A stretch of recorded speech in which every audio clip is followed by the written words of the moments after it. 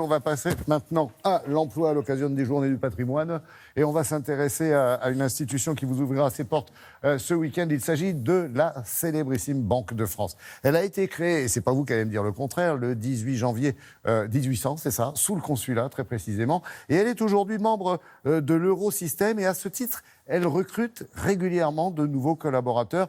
Pour tout vous dire, le chiffre est simple à retenir, c'est 400. 400 nouveaux collaborateurs chaque année. C'est une occasion supplémentaire de découvrir ou de redécouvrir ces missions à la Banque de France, mais aussi ses trésors, dont la célèbre Galerie Dorée, dans laquelle on retrouve justement Sophie Pignal. Allez les petits!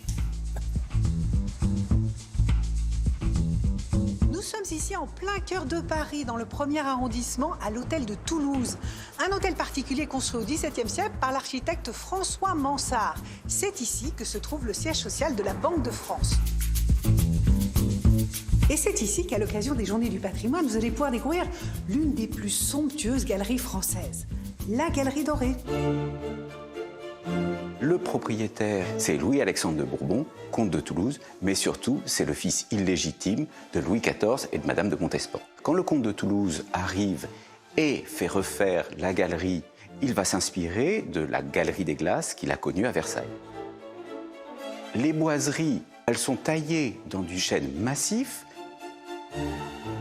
Il n'y a ni clous, ni vis, ni colle, ni cheville.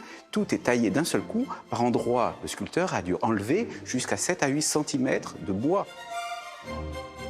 La fresque, elle mesure toute la galerie. Il a fallu pour la peindre environ 2 ans, 2 ans et demi. Et l'histoire raconte que François Perrier, qui était un des grands peintres de l'époque, est mort le surlendemain après avoir achevé de la réaliser. Le comte de Toulouse, Louis-Alexandre de Bourbon, a mis son blason, mais son blason avec sa barre de bâtardise. Et donc, on voit, alors caché, parce qu'il ne le met pas trop en avant, ces 3 fleurs de lys, mais surtout, au centre, il y a une petite barre, la plus discrète possible. Certes, il était de sang royal, mais surtout, c'était un bâtard. Et je vous emmène maintenant dans un lieu un peu plus secret. Il s'agit du Lab de la Banque de France. C'est un lieu d'innovation, d'expérimentation. On y va ? Les missions historiques de la Banque de France, c'est la stratégie monétaire, la stabilité financière et les services à l'économie. La stratégie monétaire, c'est ce qui vous permet d'avoir confiance dans l'euro. C'est aussi ce qui vous permet d'avoir des billets sécurisés dans lesquels vous avez confiance. La stabilité financière vous permet, à vous comme aux entreprises, d'avoir des systèmes de paiement sécurisés en lesquels vous avez confiance. Et enfin, les services à l'économie, c'est ce qui nous permet de traiter des dossiers de surendettement, qui est une mission classique, ancienne.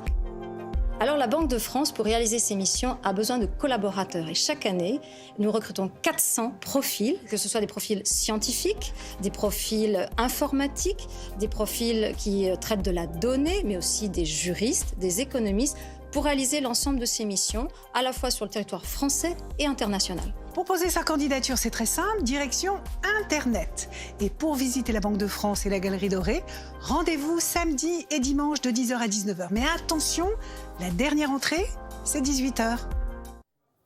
Alors, une petite piqûre de rappel, je l'ai fait très bien. Les Journées européennes du patrimoine, ce sera donc ce week-end. Et comme tous les ans, votre télématin du samedi sera entièrement consacré à cet événement. Petit message à tous ceux qui ont eu l'excellente idée de s'inscrire pour les visites justement au sein de France Télévisions. Eh bien, vous serez les bienvenus sur notre plateau, sur votre plateau, celui de Télématin, pour suivre l'émission en direct, s'il vous plaît. Et à cela, je dis à samedi.